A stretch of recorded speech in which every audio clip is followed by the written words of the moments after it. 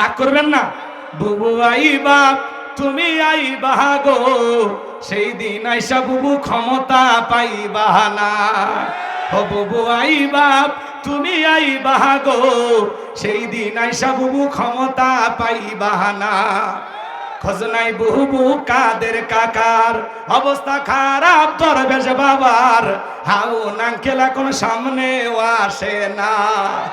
নেহাতা কর্মী সব জেলের ভিতর, আমি আসি ডরের ওপর, কখন জানি আসে গ্রেপ্তারি পরোয়ানা। বুবু আইবা তুমি আইবা গো, সেই দিন আইসা বুবু চিয়ার পাইবা না। কথা বলেন ঠিক কি না? আগামীতে সিদ্ধান্ত, এদিক খেয়াল করেন, আগামীতে সিদ্ধান্ত না লাগবে যেই দলেরই হোক একটা পুরুষ নেতা চাই। কারা কারা পুরুষ প্রধানমন্ত্রী চান? দুই হাত তুলে দেখান। লিল্লাহে তাকবীর। এরা বলে মাহফিল করলে তোমারে দিয়ে করবো, না হলে আমরা মাহফিলই করবো, আর না হলে তুমি অমুক তমুক বক্তা কেনে দাও, সব দায়িত্ব তোমার। তা আমি বললাম যে ওদেরকে আনলে তো বহু টাকা খরচ হবে, না তোমারই দেওয়া হবে। তাহলে আমি বললাম ঠিক আছে, আমি তাহলে ফ্রি কামলা খেটে দিই। কথা বলছেন না? এই জন্য আসা, আর কিছু না। সবাই একটু বসেন, রাগ করবেন না, মন খারাপ করবেন না, সবাই একটু বসেন। আমি সংক্ষিপ্ত সময় আলোচনা করব, অনেকে মোবাইলে ওয়াজ শোনেনি, একটু সামনাসামনি শুনলে নেই আর কি। বলবো আলোচনা শুরু করব নাকি দোয়া করব বলেন? একটা তাকবীর দেন বীর পুরুষের মতো, লিল্লাহে তাকবীর। এই আওয়াজ হইল, তার মানে বোঝা যায় আপনারা নফল রোজা আছেন, তাই না? কি সবাই রোজা আছেন? একটু জোরে তাকবীর দেন, লিল্লাহে তাকবীর। আমি সালাম দিয়ে আলোচনা শুরু করছি, আশা করছি সকলেই সালামের জবাব জোরে শুনে দেবেন। আসসালামু আলাইকুম ওয়া রাহমাতুল্লাহি ওয়া বারাকাতুহু। ইন্নাল হামদালিল্লাহিল আকরামিল্লাযী খালাকাল ইনসানা ওয়া কাররামা ওয়া 'আল্লামাহু মিনাল বায়ানি মা লাম ইয়া'লাম। ফাসুবহানাল্লাযী লা ইহসা ইমতিনানুহু বিল লিসানি। আইয়ুহাল্লাযীনা আমানু সাল্লু আলাইহি ওয়া সাল্লিমু তাসলিমা। সকলে দরুদ ইব্রাহিম পড়ুন। আল্লাহুম্মা সাল্লি আলা মুহাম্মাদ ওয়া আলা আলি মুহাম্মাদ কামা সাল্লাইতা আলা ইব্রাহিম ওয়া আলা আলি ইব্রাহিম ইন্নাকা হামিদুম মাজিদ। আল্লাহুম্মা বারিক আলা মুহাম্মাদ ওয়া আলা আলি মুহাম্মাদ কামা বারাকতা আলা ইব্রাহিম ওয়া আলা আলি ইব্রাহিম ইন্নাকা হামিদুম মাজিদ।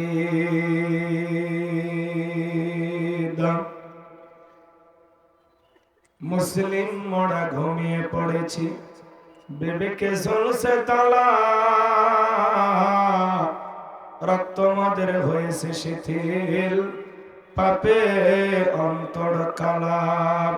আসতে পথে আধার নেমে, তাই বলে কি রইবি থেমে, বাড়ে বাড়ে জ্বলবে বাতি, হয়তো বাতি জ্বলবে না, তাই বলে তো ভীরুর মতো বসে থাকলে চলবে না। মুসলিম আমি, সংগ্রামী আমি, আমি চিররণবীর, আল্লাহকে ছাড়া কাউকে মানি না, নারায়ে তাকবীর। মুসলিম জাগে কারবালাতে, কঠিন শপথ পড়ে, সেই মুসলিম চির উত্তম, তাই তো একত্রে শপথ নিলাম, আল্লাহ রাজা গড়ব এবার, চির শান্তি সুখের নীর।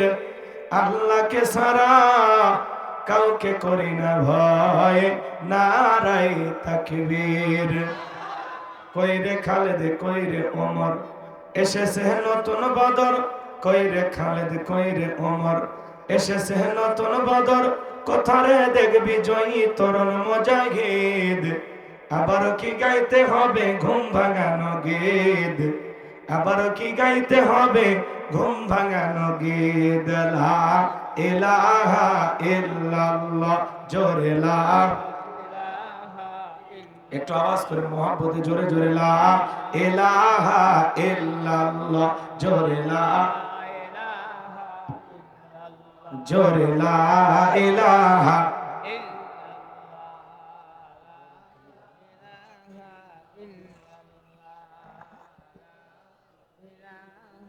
ইল্লাল্লাহ জোরে লা ফুলের বুকে থাকলে মধু ভ্রমর যেমন আসে কোরআনের জ্ঞান থাকলে বুকে সবাই ভালোবাসে লা ইলাহা ইল্লাল্লাহ জোরে লা সাইদ ভাইয়ের মা মুগ্ধ ভাইয়ের মা ইয়ামিন ভাইয়ের মা নাহিদ ভাইয়ের মা সাইদ ভাইয়ের মা মুগ্ধ ভাইয়ের মা ইয়ামিন ভাইয়ের মা নাহিদ ভাইয়ের মা তোমরা বড় ভাগ্যবতী আনলে ধরায় আলোর জ্যোতি সালাম তোমায় জানাই ফেরেশতা মা সালাম তোমায় জানাই ফেরেশতা লা ইলাহা ইল্লাল্লাহ জোরে লা ইলাহা ইল্লাল্লাহু মুহাম্মাদুর রাসূলুল্লাহ জবান ছেড়ে এক বাক্যে পড়ছি সাল্লাল্লাহু আলাইহি ওয়াসাল্লাম। বাংলাদেশের ঐতিহ্যবাহী গাইবান্ধা জেলার গোবিন্দাগঞ্জ থানার অন্তর্গত আমার নিজ গ্রাম পশ্চিম বানিহালি বাবুস্তা জামি মসজিদের উদ্যোগে যুব সমাজ কর্তৃক আয়োজিত আজকের দিনের বেলায় বিরাট তাফসীরুল কোরআন মাহফিলের সম্মানিত সুযোগ্য অনারেবল প্রেসিডেন্ট বিশিষ্ট শিক্ষাবিদ বিশিষ্ট আলেম দ্বীন জনাব মাওলানা মোহাম্মদ আব্দুল ওয়াহাব সাহেব অধ্যক্ষ কাঁঠালবাড়ি মোস্তফিয়া কামিল মাদ্রাসা আল্লাহ পাক তার গোলামকে হায়াতে তৈয়বা সিয়াতি কুল্লিয়া দান করুন। সকলে বলুন আল্লাহ পাক তার গোলামকে হায়াতে তৈয়বা সিয়াতি কুল্লিয়া দান করুন, আপনাদের খেদমতের জন্য কবুল করুন, চিল্লা বলুন আমিন। আজকের প্রোগ্রামের বিশেষ অতিথিবৃন্দ অনেকের নাম রয়েছে, অত্র গ্রামের অসংখ্য কৃতি সন্তান বিভিন্ন জায়গায় চাকরি করেন, অনেক দায়িত্বশীল ভাইয়েরা আল্লাহ পাক তার গোলামদের হায়াতে তৈয়বা সিয়াতে কুল্লিয়া দান করুন, সকলে বলুন আমিন। সকলের জন্য দিল থেকে দোয়া করে পড়ছি ওয়া রাফা'না লাকা যিকরাক, আল্লাহ পাক সকলের সম্মানকে বৃদ্ধি করুন, চিল্লা বলুন আমিন। আমার পূর্বে আলোচনায় ধন্য করেছেন হাফেজ মাওলানা মোহাম্মদ শেখ আবু ইউসুফ, আমার প্রিয় ভাগিনার কণ্ঠকে আল্লাহ পাক দ্বীনের জন্য ইসলামের জন্য কোরআনের খেদমতের জন্য কবুল করুন, চিল্লা বলুন আমিন। চমৎকার কথা বলেন, অত্র এলাকার গলিতে গলিতে শেখ আবু ইউসুফ আলোচনা কর, আপনারা শুনেছেন। আল্লাহ যেন তার মর্যাদা আরো বৃদ্ধি করিয়া দেন, জোরে বলেন আমিন। মাহফিল পরিচালনায় আলহাজ খাজা মঈনুল ইসলাম, আল্লাহ পাক তার গোলামকে হায়াতে তৈয়বা সিয়াতি কুল্লিয়া দান করুন, চিল্লা বলুন আমিন। মঞ্চ উপস্থিত সম্মানিত উলামায়ে কেরাম, সামনে বসা পিতৃ সমতুল্য মুরব্বী বাবাজিরা, কলিজার টুকরা প্রাণপ্রিয় যুবক ভাইরা, ছোট ছোট সম্মানিকেরা, পর্দার আড়ালে সম্মানিত অবলা সরলা আবেদা সালেহা মা বোনেরা, প্রশাসনের সম্মানিত পুলিশের ভাইয়েরা, ডিবির ভাইয়েরা, জাতির বিবেক প্রিয় সাংবাদিক বন্ধুগণ, বিভিন্ন রাজনৈতিক দলের সম্মানিত নেতা কর্মী ভাইয়েরা, সবাইকে নিয়ে আরেকটি বার সালাম বিনিময় করছি। আশা করছি সকলেই সালামের জবাব জোরে শুনে দেবেন। আসসালামু আলাইকুম ওয়া রাহমাতুল্লাহি ওয়া বারাকাতুহু। আমরা শুকরিয়া আদায় করতেছি সে মহান রবের দরবারে যে আল্লাহ পাক সুবহানাহু ওয়া তাআলা অত্যন্ত দয়া করে, করুণা করে, মায়া করে, মহব্বত করে, ভালোবেসে, পছন্দ করে মাত্র এলাকা থেকে গনে গনে গণান্বিত করে, যাচাই বাছাই করে শুধুমাত্র কেবলমাত্র কোরআনুল কারীমের মহব্বতে আজকের মাহফিলে এই জান্নাতি বাগানে জান্নাতি পরিবেশে আসার বসার সুযোগ দান করেছেন। সে মহান রবের দরবারে সিজদাবনত চিত্তে কালিমাতুশ শুকর আদায় করে পড়ছি আলহামদুলিল্লাহ। বিশ্বনবীজির প্রতি দরুদ সালাম, যে নবী শাফায়াতের কান্ডার, রহমতের ভান্ডার, আপনার আমার প্রিয় নবী, প্রিয় নেতা জনাবে মুহাম্মদ রাসূলুল্লাহ, সকলেই পড়ুন সাল্লাল্লাহু আলাইহি ওয়াসাল্লাম। সম্মানিত ভাইয়েরা আমার, আজকের মাহফিলে আসতে পেরে বসতে পেরে আপনারা খুশি না বেজার? কারা কারা বেজার হয়েছেন দুই হাত তুলে দেখান। মাশাআল্লাহ 2-3 জন হাত তুলেছেন, আপনারা বেজার হয়েছে।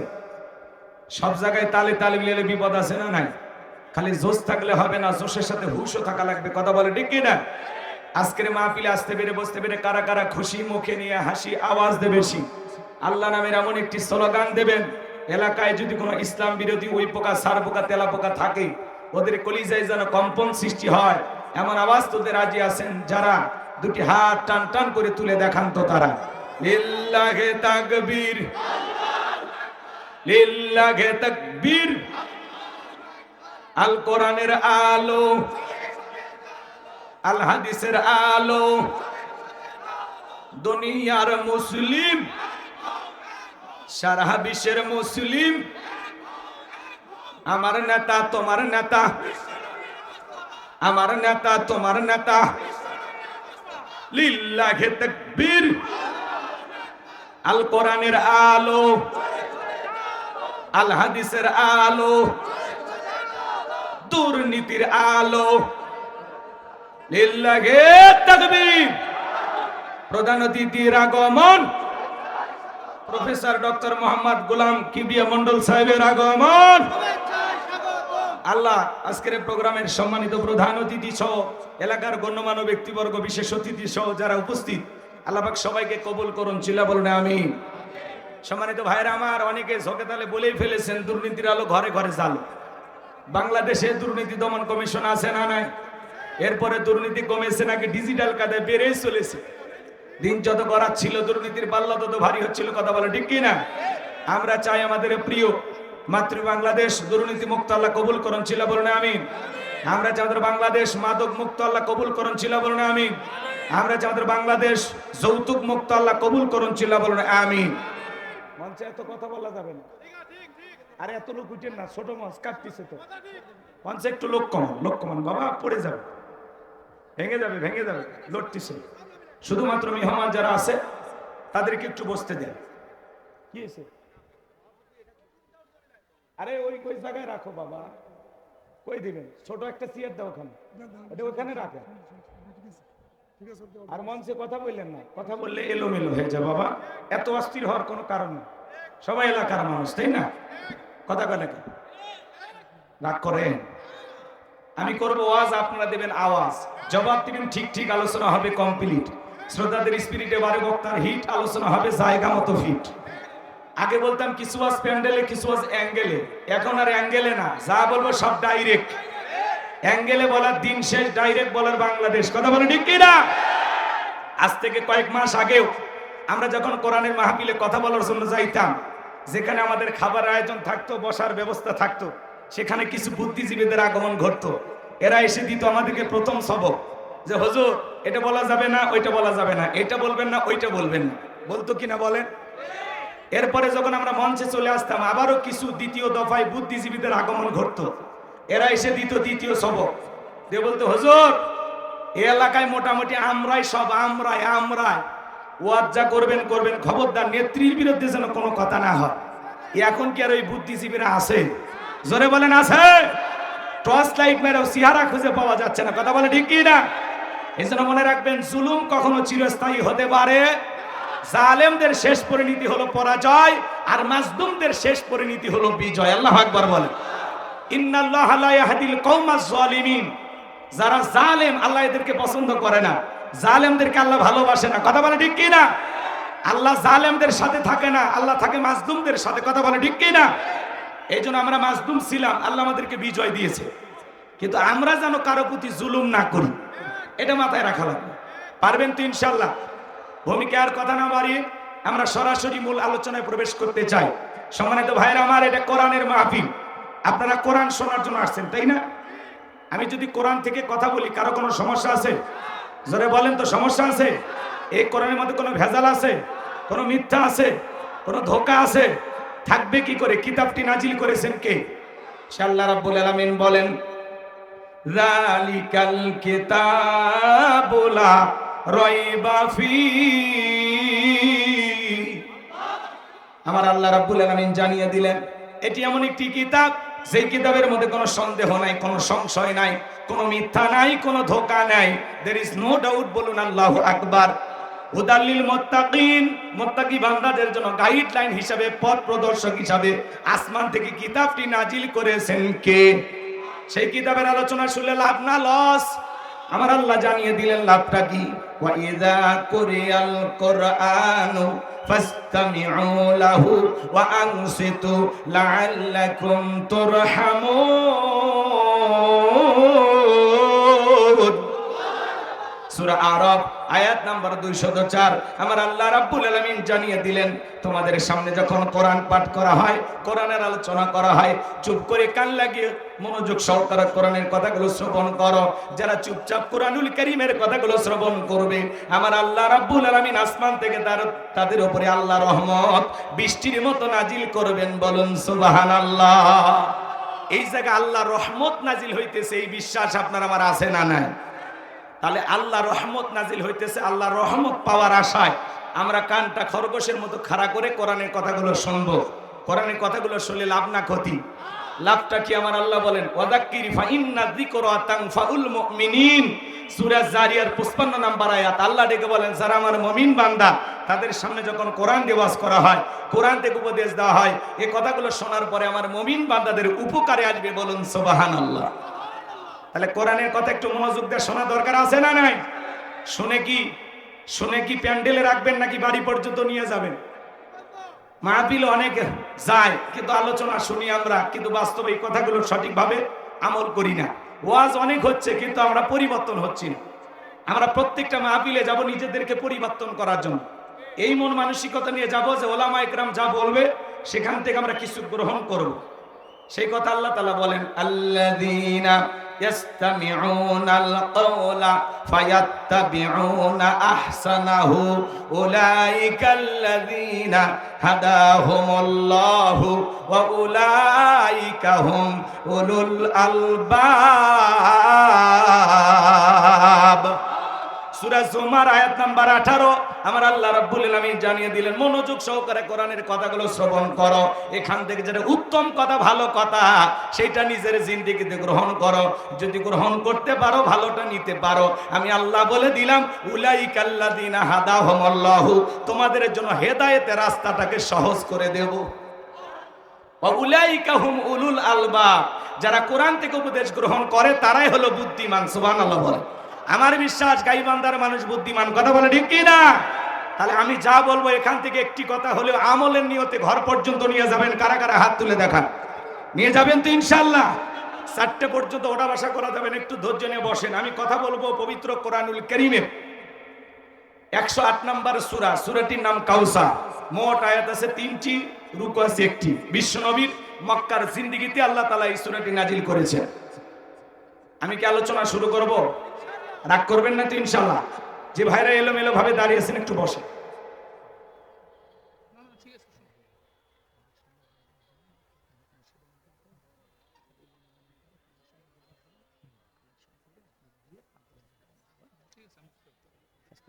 ঠিক আছে, কষ্ট হচ্ছে আপনাদের?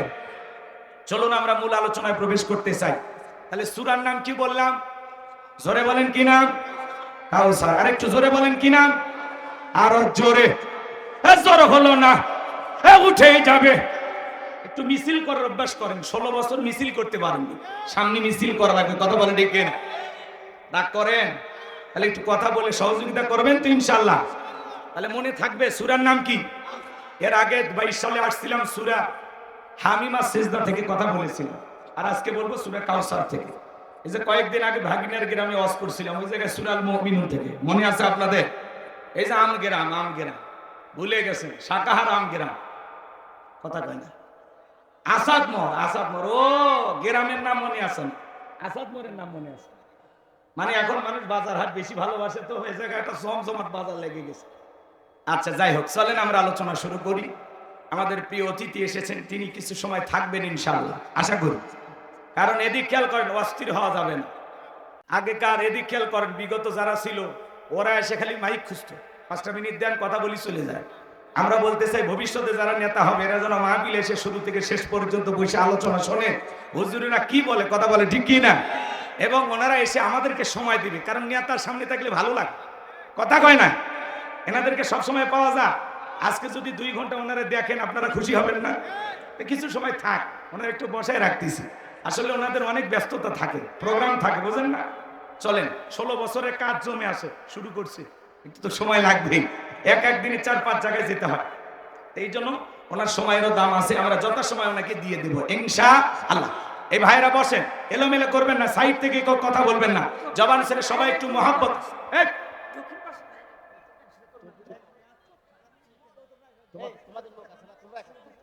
আবার কোনো কথা বলবো না, যাও স্বেচ্ছাসেবকের দায়িত্ব পালন করো। আমারে কেউ কোনো কথা বলবে না, ঠিক আছে? কখন কি করা লাগে আমি করবো। চলেন আলোচনায় চলে যাই। জবান ছেড়ে একটু সবাই মহব্বতে আমার সঙ্গে তেলাওয়াত করুন। আউযু বিল্লাহি মিনাশ শাইতানির রাজিম। বিসমিল্লাহির রাহমানির রহিম। বিতাড়িত মুর্দার শয়তানের কাছ থেকে আল্লাহ পাকের কাছে আশ্রয় প্রার্থনা চাচ্ছি। পরম করুণাময় দয়ালু আল্লাহ তাআলা নামে শুরু করছি। সবাই কণ্ঠ নাড়িয়ে, সকলের মুখস্থ আছে না? আচ্ছা বলেন তো, অনেকে ভাবতেছেন হুজুর এই সূরা থেকে ওয়াজ করবেন, যদি বুঝতাম গাড়ি ভাড়া করে আপনার মাহফিলে আসতাম না। আচ্ছা বলেন তো বাজান, পরিচিত রাস্তায় পথ চলতে সহজ হয় না কঠিন হয়? পরিচিত মানুষের সাথে কথা বলে ভালো লাগে না খারাপ লাগে? বক্তা যদি পরিচিত সূরা বা আয়াত থেকে আলোচনা করে, এইটা শুনে আরো বেশি ভালো লাগে। কারণ যেই জিনিস যত বেশি জানবেন চর্চা কমে না বাড়ে? বলেন, চর্চা কমে না বাড়ে? হয়তোবা সূরা কাউসারের তাফসীর আপনারা যেভাবে জানেন আমি হয়তোবা সেভাবে জানি না। আজকে আমি যেভাবে বলবো হয়তোবা আপনারা শোনেন নাই। কথায় আছেন এক একটা ফুলের এক একটা সুঘ্রাণ।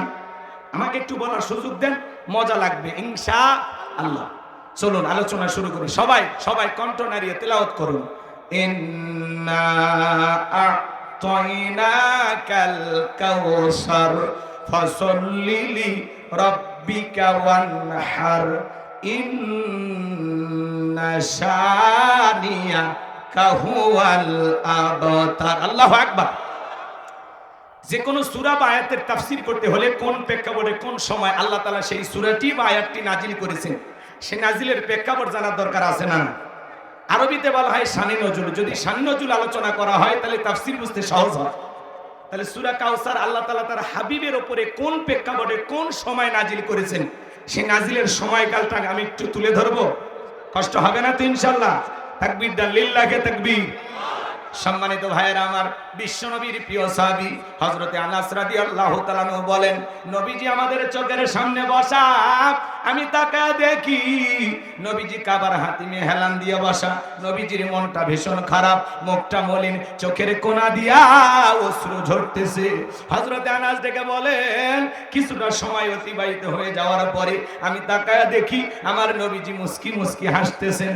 হযরতে আনাস ডেকে বলেন, নবী গো, এই মাত্র দেখলাম চোখ দিয়া পানি পড়তেছে, মনটা বড় খারাপ, আবার কেনই বা মুস্কি মুস্কি হাসেন? আমার নবী কেন কাঁদেন, কেন হাসেন, এর পিছনে রহস্য আছে না নাই? নবীজির কান্না করার কারণ হলো নবীজির কলিজার টুকরা ছেলে সন্তানগুলো জন্ম নেয় আর এক এক ছেলে সন্তানগুলো মারা যায়। আবুল কাসেম মারা যায়, আবু তাহের মারা যায়, ইব্রাহিম মারা যায়। বাবা হিসাবে নবীর মনেও কষ্ট লাগে কিনা? আপনারাই বলুন বাজান, আপনার আমার সন্তান যদি মারা যায় অবশ্যই মন খারাপ করব। কথা বলেন ঠিক কিনা? নবীজির ছেলে সন্তানগুলো মারা যায় আর নবীজির কাছের চাচা নাম হলো আবু লাহাব ডেকে বলে, ভাতিজা, তোমার বংশী ভাতিজার কেউ থাকলো না, তুমি একটা লেজ কাটা, তুমি একটা নির্বংশ, তুমি একটা হাত খুঁড়ে চড়ে কন্যা। ওযবিল্লাহ। যদিও রাসূলের 4টা কন্যা সন্তান জীবিত ছিল, এরপরে আবু লাহাব সমালোচনা করে। আপনারাই বলুন বাজান, আল্লাহ না করুক আপনার আমার সন্তান যদি মারা যায়, কাছের আত্মীয় স্বজনদের উচিত বিপদের দিনে সান্ত্বনা দেওয়া। বাবা তুমি সবর করো, ধৈর্য ধারণ করো, সন্তান দিয়েছে আল্লাহ, নিয়েছে, মন খারাপ করো না, জীবন মৃত্যুর মালিক আল্লাহ। আল্লাহ যদি চাই বছর না ঘুরতে আবারও তোমাদের ঘর আলোকিত করে সন্তান দিতে পারেন, তিনি কে? তাহলে কাছের মানুষদের উচিত বিপদের দিনে সান্ত্বনা দেওয়া, পাশে থাকা, ধৈর্যের ওয়াজ করা, সবরের ওয়াজ করা। কথা বলেন। কিন্তু নবীর চাচা আবু লাহাব এতটাই খারাপ, আবু জেহেলের চাইতে কিন্তু আবু লাহাব খারাপ। আল্লাহ আবু জেহেলের নামে কোনো সূরা দেয়নি, কিন্তু আবু লাহাবের নামে সূরা দিয়েছে। শুধু আবু লাহাব খারাপ না, আবু লাহাবের বউও খারাপ। ওইটা সূরা লাহাবের তাফসীর করলে আপনারা বুঝতে পারবেন, কিন্তু ওইদিকে আমি যেতে পারবো না আজকে। কষ্ট হয় আপনাদের? বিরক্ত হইতেছেন আমার কথায়? তাহলে নবীর কাছের চাচা সমালোচনা করে, বিশ্ব নবীর ছেলে সন্তানগুলো কেন মারা গেল? একটা ছেলে সন্তান কেন জীবিত থাকলো না? আল্লাহ তাআলা কেন তাদেরকে শিশুকালে উঠিয়ে নিলেন? এর পিছনে রহস্য আছে না নাই? অনেক পয়গাম্বার এসেছেন, তার সন্তানেরা জীবিত ছিল যৌবন পর্যন্ত, প্রাপ্ত বয়স হওয়া পর্যন্ত, কিন্তু বিশ্বনবীর একটা ছেলে সন্তানও কেন জীবিত থাকলো না? শিশুকালে কেন আল্লাহ তাআলা উঠিয়ে নিলেন? এর পিছনে রহস্য আছে না নাই? এর পিছনে এইদিকে খেয়াল করেন, এর পিছনে রহস্য আছে তিনটি। জোরে বলেন কয়টি? আরো জোরে। নবীর উম্মত হিসেবে জানতে মনে চায় না নবীর ছেলে সন্তানগুলো আল্লাহ তাআলা কেন উঠিয়ে নিলেন? কি সেই তিনটি কারণ, কি সেই রহস্য? কারা কারা শুনবেন? দুই হাত তুলে আল্লাহকে দেখান। শুনবেন তো ইনশাআল্লাহ? তাকবীর দেন, লিল্লাহি তাকবীর। হাত নামান। ভাইয়েরা আমার, নবীজির ছেলে সন্তানগুলো আল্লাহ কেন উঠিয়ে নিলেন? কি সেই তিনটি কারণ, কি সেই রহস্য? আমি যদি বলতে চাই তাহলে 3 নাম্বার আয়াতের আলোচনা করা লাগবে। আমি কি 1 নাম্বার আয়াত বাদ দিয়ে 3 নাম্বারে যাব, নাকি আস্তে আস্তে শুরু করা যাক? ধৈর্য আছে তো ভাই? নবীর সম্মান মর্যাদা নিয়ে আলোচনা হবে। যদি আপনার কাছে ভালো না লাগে বুঝে নেবেন কপালটা পুড়ে গেছে। কথা বলে না কেন? এক জায়গায় যা বললেন, ভাই বলেন তো আমাদের নবীর নাম কি? বলে হুজুর আব্দুল কাদের জিলানী। পীর সাহেবের নাম মুখস্থ আছে কিন্তু কপাল পরা নবীর নামটাও বলতে পারে না। এমনও মুসলমান সমাজে আছে না? কথা বলেন ভাই। রাগ করেন? দিনের বেলা কি ভয় লাগে? এখন কি আর ভয় আছে যে বক্তা বড় মজ করলে শ্রোতা বক্তাকে ধরে নিয়ে যাবে? সেই দিন আছে? ওটা 5ই আগস্টের আগে পাল্টে গেছে। কথা কন ঠিক কি না? পাল্টায় দিছে কে? বিএনপি জামাতের ক্ষমতা আছে, ছাত্র নেতাদের ক্ষমতা আছে, পরিবর্তন করে দিয়েছেন তিনি কে? লিল্লাহি তাকবীর। সম্মানিত ভাইয়েরা আমার, গভীর মনোযোগ দিয়ে কথাগুলো শুনবেন বাজান। নবীজির ছেলে সন্তানগুলো কেন মারা গেল? কি সেই তিনটি রহস্য, কি সেই তিনটি কারণ? অবশ্যই আমি শেষের দিকে আপনাদেরকে বলে দেব, একটু ধৈর্য নিয়ে আলোচনাগুলো শুনবেন। তাহলে একে তো সন্তান হারানোর ব্যথা, অন্যদিকে কাফেরদের সমালোচনা, আবার সাহাবা ইকরাম যারা ইসলাম ধর্ম গ্রহণ করে কাফের বেঈমান তাদের উপর নির্যাতন জুলুমের স্টিম রোলার চালায়। হযরতে বেলাল তখনও কালেমা পড়ে মুসলমান হন নাই। নবীজি আমার দারুল আরকামে বসা রাত্রি বেলায় হযরতে বেলাল বিশ্বনবীর দরবারে উপস্থিত হয়ে গেলেন। নবীজির চেহারার দিকে তাকাইয়া দেখে বলেন, নবী গো, আপনার চাইতে সুন্দর মানুষ আমি জীবনে কোনোদিন দেখি না। আপনার আমার নবী কতটা সুন্দর ছিলেন জানেন? হযরতে জাবের রাদিয়াল্লাহু তাআলা আনহু বলেন, পূর্ণিমার রাত আমি রাসূলের বাড়িতে গিয়েছিলাম, সেদিন দেখেছিলাম চাঁদ উদয় হয়েছে দুইটা, একটা চাঁদ আসমানে আর একটা চাঁদ জমিনে। হযরতে জাবের ডেকে বলেন, আমি একবার আকাশের পূর্ণিমার চাঁদের দিকে তাকাই, আর একবার বিশ্বনবীর চেহারার দিকে তাকাই। হযরতে জাবের বলেন, ওই আকাশের পূর্ণিমার চাঁদের চাইতেও বিশ্বনবীকে আমার কাছে বেশি সুন্দর মনে হয়। নবী কত সুন্দর ছিলেন জানেন? আম্মা জান আয়েশা ডেকে বলেন, যারা ইউসুফ নবীর চেহারার দিকে তাকাইয়া মিশরের রাজা ফল কাটতে গিয়ে আঙ্গুল কেটে ফেলে দিয়েছিল, ওরা যদি আমার বিশ্ব নবীর চেহারার দিকে তাকাইতো, শুধুমাত্র আঙ্গুল নয়, আঙ্গুল কাটতে কাটতে হাত কাটতে কাটতে কখন যে নিজের কলিজা কেটে দুফাক করে দিত, মুহূর্তের জন্য টের পাইতো না। আপনার আমার নবী এতটাই সুন্দর। আম্মা জান আয়েশা আরো বলেন, ও দুনিয়ার মানুষ, তোমাদের একটা সূর্য আছে, আমি আয়েশারও একটা সূর্য আছে। তোমাদের সূর্য উদয় হয় দিনের বেলায়, আর আমি আয়েশার সূর্য উদয় হয় রাতের বেলায়। আম্মা জান আয়েশা একদিন সেলাইয়ের কাজ করতেছিলেন, হাত থেকে সুইটা পড়ে গেল, বাতিতে কোনো তেল ছিল না, বাতি জ্বালাইতে পারলেন না, অপেক্ষায় বসে থাকলেন। বিশ্বনবী যখন এশার সালাত আদায় করার পরে ঘরের ভিতরে প্রবেশ করলেন, সর্বপ্রথম ঘরে ঢুকে নবীজি স্ত্রীকে সালাম দিলেন। আপনি আমি যখন বাড়িতে যাব স্ত্রীকে সালাম দেওয়ার দরকার আছে না নাই? বাড়িতে যা বউকে সালাম দিবেন, আসসালামু আলাইকুম রহিমা, কেমন আছো সোনা, ঘরের দরজাটা খোলো না, আমি তোমার লিটনের বাপ, তোমার দিওয়ানা। বউ খুশি হয়ে দরজা খুলে দেবে। কথা বলেন ঠিক কি না? কিন্তু আপনার আমার ব্যবহার এত মিষ্টি না। ঘরের দরজা যা সব রাখ ঝাড়, এ রুবেলের মা, এ দরজা খোল, বেশি দেরি হলে দরজা ভেঙে ফেলে দিয়া তোর পিঠের উপর আজ কি যে হবি রে। ভিতর থেকে বউ বলে, এটা স্বামী না সেকেন্ড আজরাইল। কথা কয় না, কথা কয়। এরকম স্বামী আছে না নাই? সালাম দিবেন। সালাম আছে যেখানে শান্তি আছে, সালাম আছে যেখানে রহমত আছে। স্বামী স্ত্রীর মধ্যে সালাম আদান প্রদান হলে একে অপরের প্রতি শ্রদ্ধা, ভক্তি, বিশ্বাস, ভালোবাসা বেড়ে যায়। আল্লাহু আকবার বলেন। ঘরে ঢুকে স্বামীও সালাম দেয় না, বউও সালাম দেয় না, দুইজনে বোবা। কথা কয় না। অনেকে বলে হুজুর সালাম দিদিকে শরম লাগে, ওটা শরম না, শয়তানি। পারবেন তো ইনশাআল্লাহ? একজন মুসলমান আর একজন মুসলমানের গৃহে প্রবেশ করতে হলে সর্বপ্রথম ওই গৃহবাসীর অনুমতি নিতে হবে, এরপরে সালাম দিয়ে প্রবেশ করতে হবে। আপনি বাসা কয়ে বাড়ির ভিতরে ঢুকে যান, বাসার বইয়ের ওন্না ঠিক নাই, ওর মাও কি করতেছে, ওর বোন কি করতেছে, এক নজরে সিসি ক্যামেরা সব দেখা শেষ। কথা কয় না, কথা কয়। সূরা নূর, এদিকে খেয়াল করেন, সূরা নূর আয়াত নাম্বার 27, কোরআন খুলে দেখবেন। আল্লাহ বলেছেন এক মুমিন যখন আরেক মুমিনের গৃহে প্রবেশ করবে, গৃহবাসীর অনুমতি নাও, সালাম দাও, তারপরে বাড়ি ঢুকে যাও। আপনি সালামও দেন না, অনুমতিও নেন না, এদিক দিয়ে ও দিক দিয়ে উকি ঝুঁকি মারে, ভালো হয়ে যায়। আল্লাহ যেন হেদায়েত দান করেন, জোরে বলেন আমিন। আমার ভাইয়েরা, লম্বা করার কোনো সুযোগ নাই বাজান। আমি যে কথা বলতে চাই, নবী আমার যখন সালাম দিয়ে প্রবেশ করলেন, আম্মা জান আয়েশা ডেকে বলেন, নবীজির চেহারার আলোতে সুইটা কই পড়ে আছে আমি পরিষ্কার দেখতে পেয়েছি, বলুন সুবহানাল্লাহ। নবীর সম্মান মর্যাদা কত বাজান। যে নবী পৃথিবীবাসীর জন্য আল্লাহ পাক হালালে পরিণত করে দেয়, যে নবী না বললে তাম পৃথিবীবাসীর জন্য আল্লাহ পাক হারামে পরিণত করে দেয়। আল্লাহু আকবার বলেন। যে নবী আসমান, এদিক খেয়াল করে, জমিনে পথ চলে আসমানের মেঘ এসে ছায়া প্রদান করত, যে নবীর চেহারার উপরে মশা মাছি পড়া হারাম। নবীজি যখন ঘেমে যেতেন, নবীজির দেহের ঘামগুলো আম্মা জানেরা শিশির ভিতরে জমা রাখতেন। বিশেষ দিনে নবীজির দেহের ঘামগুলো সুগন্ধি হিসাবে ব্যবহার করা হতো। হযরতে আনাস বলেন, রাসূলের দেহের ঘামের চাইতে দামি সুগন্ধি আমি জীবনে কোনোদিন নাকে পাইনি। সুবহানাল্লাহ বলেন। কেমন নবী পাইছি বাজান, যে নবী থুতু নিক্ষেপ করলে সেখান থেকেও সুগন্ধি বের হয়। সুবহানাল্লাহ বলেন। যেই নবী আসমানের চাঁদের দিকে ইশারা করলে চাঁদ দুই টুকরো হয়ে যায়, জমিনে পা তুললে মাওলা পাকের আরশে আজিমে পৌঁছে যায়। যেই নবীর চেহারার দিকে তাকাইলে পেটের ক্ষুধা নিবারণ হয়ে যায়। মক্কা নগরীর একজন মহিলা, তার স্বামী মারা গেছে, 3টা সন্তান রেখে কয়েকটা দিন অনাহারে কাটায় ফেললো। বড় ছেলেটা ডেকে বলে, মা আর কতদিন না খেয়ে থাকবো মা, এতিমের দরদ, এতিম নবী ছাড়া দুনিয়ার কেউ বুঝবে না, চলো না মা একবার বিশ্ব নবীর কাছে যাই, কালেমা পড়ি আর না পড়ি নিজেদের সমস্যার কথাগুলো নবীর কাছে যায় বলি। মহিলা রাজি হয়ে গেল, সন্তানদেরকে নিয়ে বিশ্ব নবীর দরবারে উপস্থিত হয়ে গেল।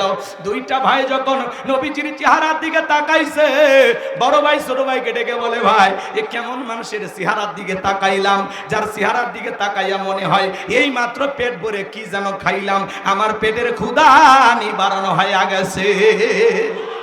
ছোট ভাই ডেকে বলে, বড় ভাই আমারও তো একই অবস্থা, এ কেমন মানুষের চেহারার দিকে তাকাইলাম গো, যার চেহারার দিকে তাকাই আমার পেটের ক্ষুধা আমার পেটের ক্ষুধাটা চলে গেছে, বলুন সুবহানাল্লাহ। নবীর সম্মান মর্যাদা কত বাজান। যেই ছাগলের স্তনে দুধ নাই, বিশ্ব নবীর হাতটা লেগে গেলে দুধে পরিপূর্ণ হয়ে যায়। যেই খাবার 2-3 জন মানুষ খাবে, ওই খাবারে যখন বিশ্ব নবীর হাতটা লেগে যায়, শত শত মানুষ খাবার খেয়েও যেমন খাবার তেমনি থাকতো। চিৎকারে মেরে বলুন সুবহানাল্লাহ। সেই নবীর কাছে হযরত বেলাল কথা মনে আছে না নাই? হযরত বেলাল রাদিয়াল্লাহু তাআলা ডেকে বলেন, নবী গো আমারে কালেমা পড়ে মুসলমান বানায় দেন। বিশ্ব নবী পড়া দিলেন, লা ইলাহা ইল্লাল্লাহু মুহাম্মাদুর রাসূলুল্লাহ সাল্লাল্লাহু আলাইহি ওয়াসাল্লাম। হযরতে বেলাল কালেমা পড়ে মুসলমান হয়ে গেল। আমার নবী ডেকে বলে, বেলাল ইসলামের অবস্থা এখন ভালো না, কালেমা পড়েছো আপাতত প্রকাশ করা যাবে? জোরে বলেন, প্রকাশ করা যাবে? আজও তাম পৃথিবীর দিকে তাকায়া দেখেন, ইসলামের অবস্থা ভালো না খারাপ? তাম পৃথিবীর জালেম বেঈমানরা ঐক্যবদ্ধ হয়েছে ইসলাম আর মুসলমানকে মুছে ফেলে দেওয়ার জন্য, কথা বলেন ঠিক কিনা? কিন্তু মনে রাখবেন বাজান, তাম পৃথিবীর সমস্ত জালেমেরা ঐক্যবদ্ধ হয়ে জমিন থেকে ইসলামকে বিদায় করতে পারবে না, কারণ ইসলামের সুইচ আছে কার হাতে? আর একটু জোরে বলেন। আমার আল্লাহ বলেন, ইউরিদুনা লিতুফিউ নূরাল্লাহি বিআফওয়াহিহিম ওয়াল্লাহু মুতিম্মু নূরিহি ওয়ালাউ কারিহাল কাফিরুন। সূরা সফের ভিতরে আল্লাহ পাক জানিয়ে দিলেন, কাফেররা চাই মুখের ফুৎকারে দিনের আলোকে, ইসলামের আলোকে, কোরআনের আলোকে নিভায়া দিতে। আমার আল্লাহ ডেকে বলেন, আল্লাহু মুতিম্মু নূরিহি, এই জমিনে দিনের আলোকে, কোরআনের আলোকে, ইসলামের আলোকে আমি আল্লাহ পাক প্রতিষ্ঠিত করে ছাড়ব। যদিও কাফির বেঈমানদের অন্তরে যত ধরনের জ্বালা যন্ত্রণা হোক না কেন, ওই বেঈমানরা যতই লাফালাফি করুক বাজান, ইসলাম আর মুসলমানকে মুছে ফেলতে পারবে না, কারণ ইসলামের সাথে আছে কে? মুসলমানের সাথে আছে কে? আল্লাহ যদি কারোর সাথে থাকে তাদেরকে কেউ মুছে ফেলতে পারবে? এদিকে খেয়াল করেন, তাম পৃথিবীর জালেম বেঈমানেরা ঐক্যবদ্ধ হয়েছে ইসলাম আর মুসলমানকে বিদায় করবে। আজও ফিলিস্তিনের জমিনে নেতানিয়াহু মুসলমানদের রক্ত নিয়ে খেলা করে। মনে রাখবেন, নমরুদ ফিরাউনের পরিণতি যে এরকম হয়েছে, ওই নেতানিয়াহু ওই জালেম ইহুদির বাচ্চা, ওদেরও পরিণতি তাই হবে। কথা বলেন, কথা বলেন। আজও কাশ্মীরে মুসলমানদেরকে হত্যা করা হয়, চীনের উইঘুরে মুসলমানদেরকে নিয়ে যায় উলঙ্গ করে, জ্যান্ত মুসলমানকে কেটে কেটে করাত দিয়ে চিরে আলাদা করা হয়। কি মনে করেন ইসলাম এত সহজ? ইসলাম এত সহজ না। হযরতে সুমাইয়া রাদিয়াল্লাহু তাআলা আর তার কলিজার টুকরা সন্তান আম্মার দুইজন রাস্তাতে হেঁটে যাচ্ছে। আবু জেহেল ডেকে বলতেছে, আম্মা শুনলাম তুমি নাকি মুসলমান হয়েছো, তোমার মাও নাকি কালেমা পড়ছে। হযরতে আম্মার রাদিয়াল্লাহু তাআলা ডেকে বলেন, হ্যাঁ আমি এবং আমার মা দুইজনে কালেমা পড়ে মুসলমান হয়েছি।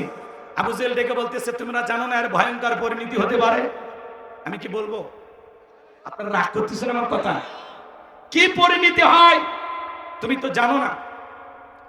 আবু জেহেল তখন কি করলো, মার ছেলেকে দুইজনকে দুই খুঁটির সাথে বাঁধলেন। বাঁধার পরে আবু জেহেল ডেকে বলতেছে, আম্মা আমি কি একটা খেলা দেখাবো? বলে কি দেখাইবা? বলে আমি যদি তোমার চোখের সামনে তোমার মায়ের কাপড় খুলে উলঙ্গ করি কেমন হবে? আম্মা মাথাটা নিচু করলেন, চোখের পানি ছেড়ে দিয়ে কান্না করতেছেন আর বলতেছেন, আল্লাহ এই শয়তান আবু জেহেল বলে কি? রাগ করতেছেন মনে হয় আপনারা। আমার ভাইয়েরা, লম্বা করার কোনো সুযোগ নাই।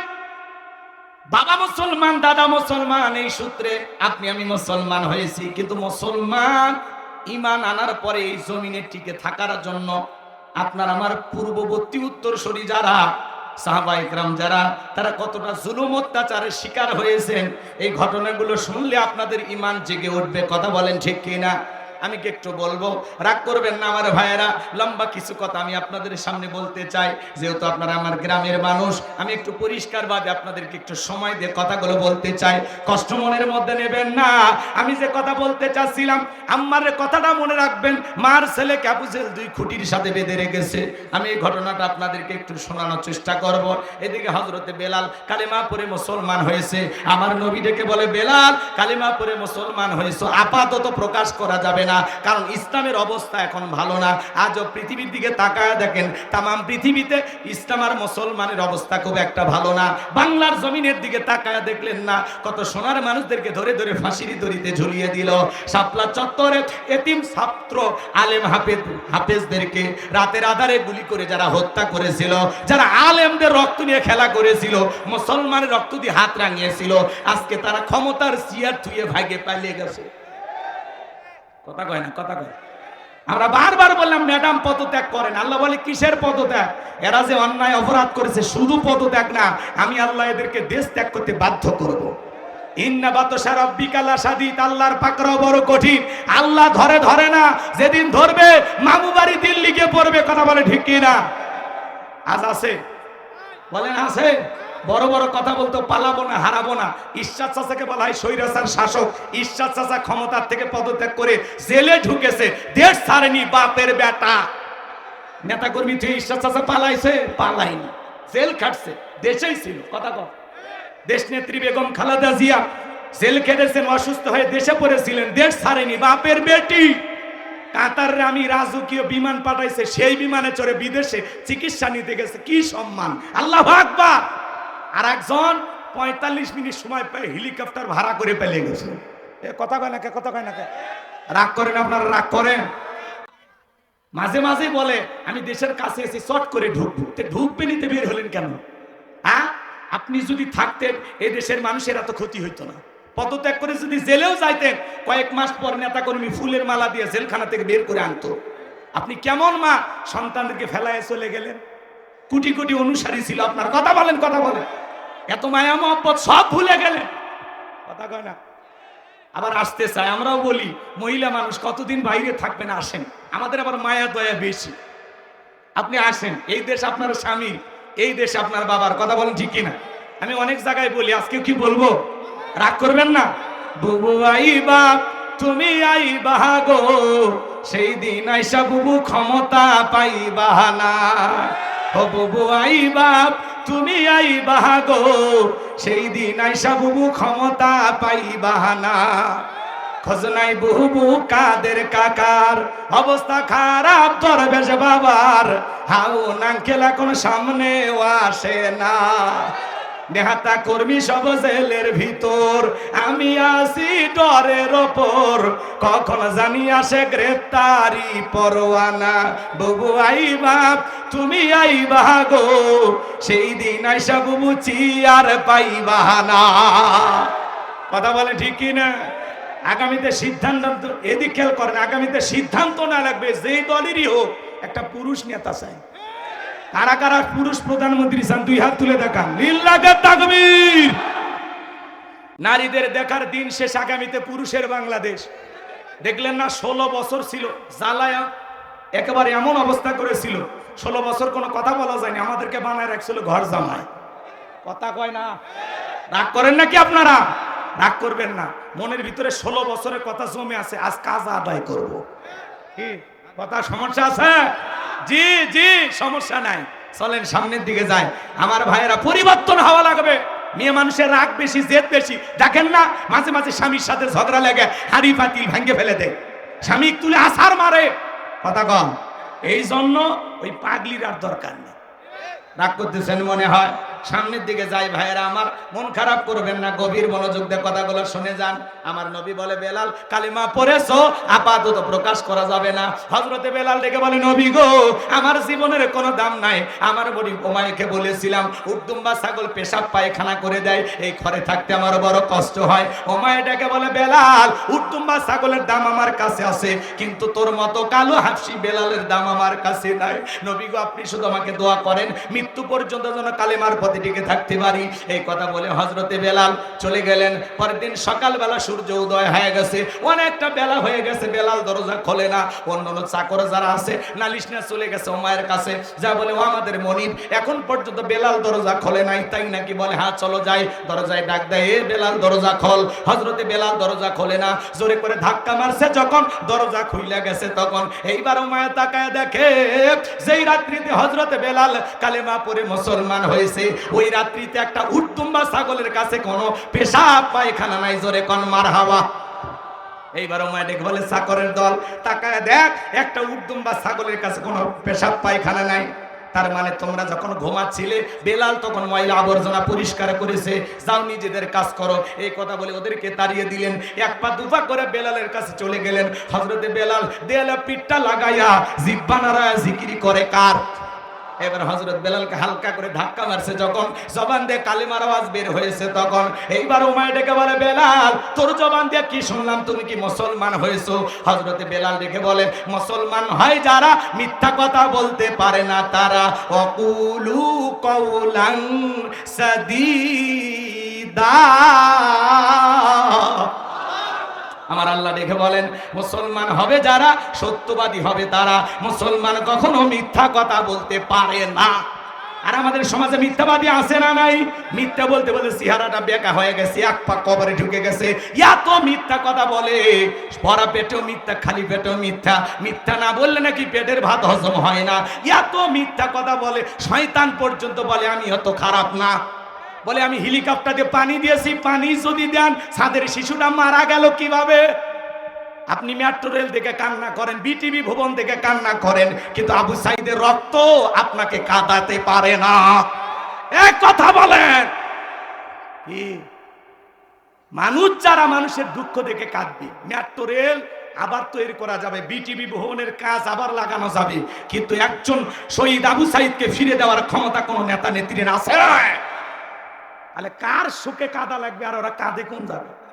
আমি কি মেট্রো রেলে চড়বো? আমি তো জনগণের জন্য এগুলো করেছিলাম। কথা কম। অনেকের খারাপ লাগে, 16 বছরের মায়া তো এখনো কাটেনি। 10 দিন আয়না ঘরে থাকলে চোখ ঠিক হয়ে যাবে। তাকায় আছেন কে? মন খারাপ করেন? আমি কি ভবিষ্যতে আপনাদের এলাকার নেতা হব? নেতা বসে আছে, আমি তো বগুড়ায় থাকি, খালি এমনি আসছি দেখা করার জন্য। রাগ করে মন খারাপ করবেন না বাজান, কিন্তু বাস্তবতা বলা লাগবে, হক কথা বলা লাগবে, মাঝে মাঝে এগুলো নিয়ে একটু নাড়া দেওয়া লাগবে যাতে ভুলে না যায়। হ্যাঁ, আপনাদের স্মৃতিশক্তি দুর্বল, এক মাহফিল থেকে আর এক মাহফিলে কি ওয়াজ শুনছেন মনে রাখতে পারেন? তাহলে 16 বছরের কীর্তি কাহিনী যদি মাঝে মাঝে না বলি, অনেকে বলে ওয়াজ মাহফিল এগুলো কেন, এগুলো তো সমালোচনা। ওরে বাবা, জালেমের বিরুদ্ধে কথা বললে, বেঈমানের বিরুদ্ধে কথা বললে সমালোচনা হয়। ও আপনি মনে হয় মুফতি সাহেব, এ কথা কয় না কেন? চোরের বিরুদ্ধে, ডাকাতের বিরুদ্ধে, জালেমের বিরুদ্ধে প্রতিবাদ চলছে, চলবে। অন্যায় আছে যেখানে জবান চলবে। আপনার ভালো লাগলেও চলবে, ভালো না লাগলেও চলবে। আজকে এলাকায় আসছি, যা আছে কপাল। লিল্লাহে তাকবীর। আমার ভাইয়েরা, কালকে ঢাকায় মাহফিল করছিলাম, আপনারা যা বসে আছেন তার চাইতে কয়েক গুণ লোক, কয়েক গুণ। এত মানুষ, খালি মানুষ আর মানুষ, চতুর্দিকে দেখার কোনো উপায় নেই। লক্ষ লক্ষ মানুষ, আলহামদুলিল্লাহ। ওরা বলতেছে হুজুর 9 বছরের ইতিহাসে এত লোক হয়নি। এটা আপনাদের ভালোবাসা, আপনাদের দোয়া। খালি দোয়া করবেন, কিচ্ছু করার দরকার নেই। খালি মরে গেলে জানা যায় একটু শরীক হবে, পারবেন না?